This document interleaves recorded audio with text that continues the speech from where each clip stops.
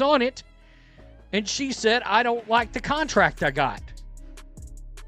The Fever re-signed our good, close personal friend, Sophie Cunningham, to a 1-year contract. Let's go. It was close. It was close. Can I be nosy right off the jump? Given the changes in structure and money and all of that over the last few weeks, like, was the contract better than you thought it would? Nope. Okay, sorry. No hesitation. No hesitation. Zero. That's what you need to understand about what just happened there. When a reporter asks if your contract is better than expected, and you immediately fire back with nope, that's not someone being diplomatic. That's someone who's genuinely unhappy and doesn't have the energy to pretend otherwise.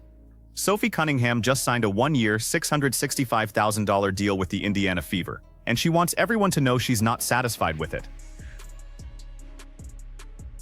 No hesitation. Right, wrong, or indifferent, this lady is not happy. No, it's okay. I think, Sorry. no, It's okay, but it's really not okay. fine, because it's tough because I came off an injury and like I haven't been in front of any teams. Like I had a lot going on this off season. And I was fully cleared. They had all the doctors, they had the numbers and everything. But if you don't get in front of these people, then it's like, hey, like, are you actually good? And so that, I'm not even gonna lie to you, that was like a little kind of frustrating because I'm someone who like, I kind of shoot it straight where if I wasn't feeling good or like I was hesitant, I think I would have said something and like been honest. Here's the context that makes this fascinating. Sophie tore her MCL last season, which absolutely tanked her negotiating position.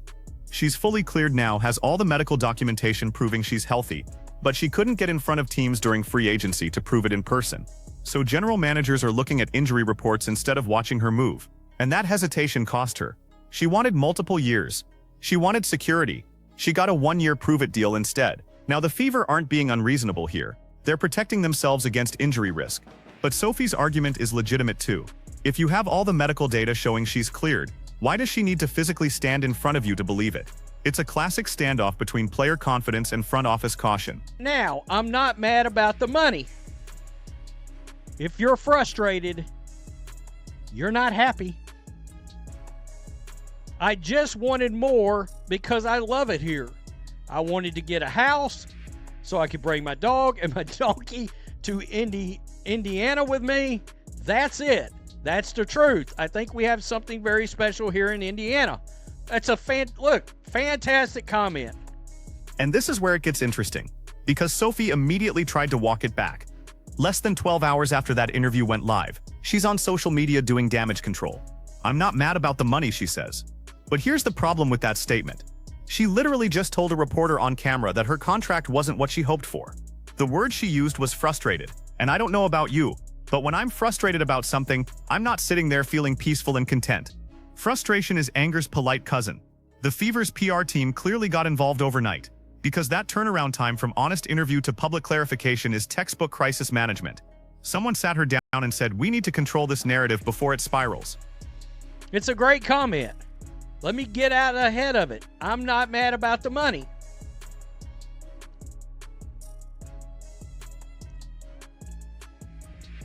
I think that's open to interpretation. I think it's completely fair if anybody believes she's angry. That when somebody says, I'm frustrated. Okay? I know when I'm frustrated, yeah, I'm angry. I'm mad.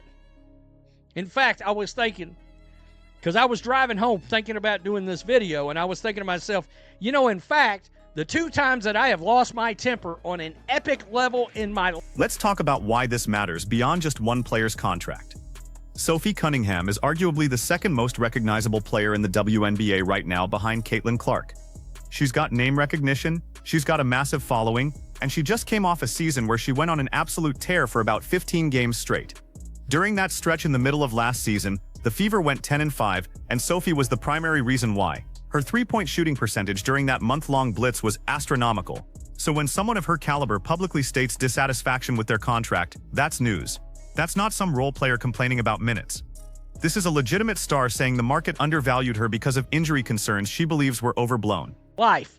A nuclear level that I lost my temper was because frustration boiled over. So, I get it.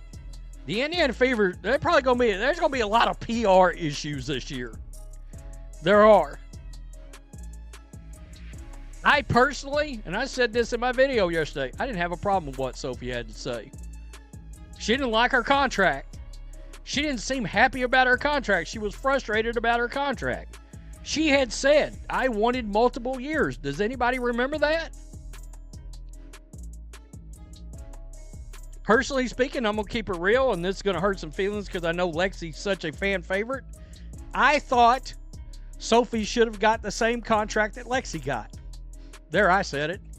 Some 7s and some 8s involved in the contract. Here's where the interpretation debate gets interesting. Some people pushed back hard on calling Sophie big mad about this contract. They argued that frustrated doesn't equal angry. And look, I get it. Frustration can mean different things to different people. But let's be real about what frustration actually is. It's not contentment. It's not acceptance. Frustration is what happens when reality doesn't match your expectations and you're powerless to change it immediately. When Sophie says she's frustrated, she's telling you she believes she deserved better. She's telling you she thinks the injury concern was overblown. She's telling you that 1 year doesn't give her the security she wanted. That's not someone who's thrilled with how negotiations went. And the fact that she felt compelled to clarify her position the next day proves she knows how it sounded. If she was truly fine with everything, there'd be no need for the follow-up post. The clarification is the tell.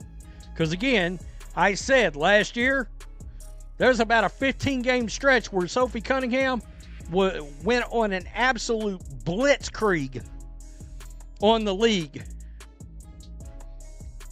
And they won a lot of games during that stretch. I believe, again, it was something like 10-5. They went 10-5 during about a 1 month stretch where Sophie just, her 3-point percentage, she was knocking it down. But I found it interesting. Right off the bat yesterday, people were like, she's not mad. Well, frustration to me equals anger. I even told somebody in the comments, I said, so you're trying to tell me how I interpret the word frustrated? Because if I'm frustrated, I'm mad as hell, probably, to be quite honest. I'm mad.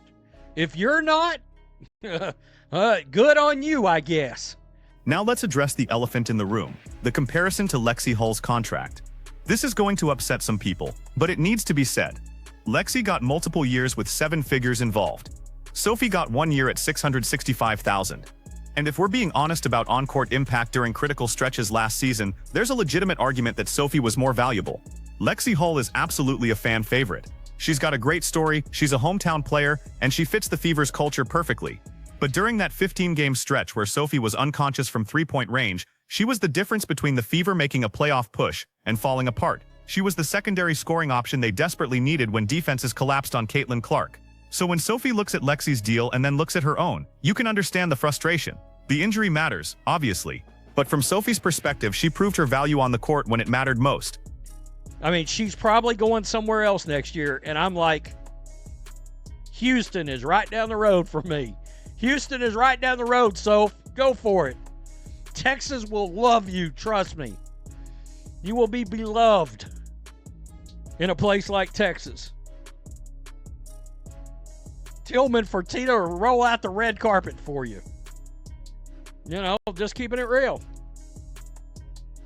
The YouTube algorithm aspect of this story is actually revealing about how sports media works now. Some people criticize the big mad phrasing as clickbait. And sure, it's attention grabbing. But here's the reality. Sophie Cunningham dissatisfied with contract gets 0 views. Nobody clicks that. It's boring. It's sterile. It doesn't communicate the emotional reality of what happened in that interview. Big mad might be informal, but it's accurate. It captures the vibe of that moment when she said nope with 0 hesitation. And in an environment where you're competing with thousands of other videos for attention, you either communicate emotion effectively or you disappear. That's not sensationalism. That's understanding your audience. Tell me what you think in the comment section. We told you she wasn't mad. Again, if I'm frustrated, I'm probably pissed. All right? That's a you problem. I can already see it. The triggeredness. And sometimes I wonder if anybody actually knows how YouTube works. Sophie Cunningham dissatisfied with contract. Literally nobody watches that. Yeah, I'm making videos so nobody will watch. What the? Tell me what you think. Peace, I'm out. Till next time. Thanks for watching the show. So here's what this really comes down to.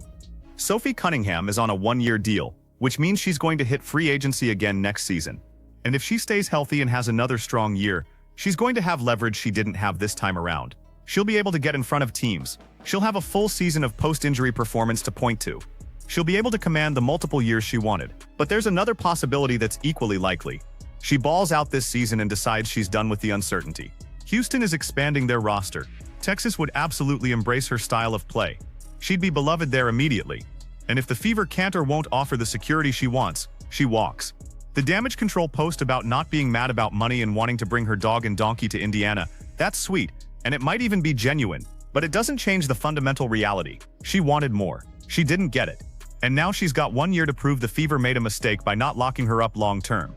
Think about the position this puts Indiana in.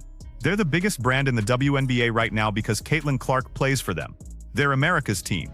They're going to have more media scrutiny, more PR challenges, and more player management issues than any other franchise. And now they've got their second most visible player publicly stating she's frustrated with her contract situation before walking it back 12 hours later. That's not a crisis, but it's absolutely something that's going to linger. Every time Sophie has a big game this season, this interview is going to resurface. Every time she struggles, people are going to question whether the contract situation affected her mentally. And if she leaves next year, this moment becomes the origin story for why the relationship didn't work long term. The Fever's front office made a calculated business decision based on injury risk and market value. Sophie made an honest emotional response based on what she believes she's worth. Neither side is wrong, exactly. But they're definitely not on the same page about what happened here. And here's the thing about beat reporters and content creators covering this story. We're not making this up. We're not inventing controversy where none exists. Sophie literally said on camera that her contract wasn't what she hoped for, then felt compelled to clarify that statement less than a day later. That's inherently newsworthy. That's a story worth covering. The interpretation of the word frustrated is where people disagree, but the fact that she used that word at all tells you everything you need to know. Happy people don't describe their contract situations as frustrating. Satisfied people don't need to do damage control the next day. So where does this go from here? Sophie's got 1 year to prove she's worth more than $665,000 and 1 year of security. The Fever have 1 year to either convince her they value her long-term or watch her walk to a team that will. And fans have 1 year to watch this dynamic play out in real time. My prediction?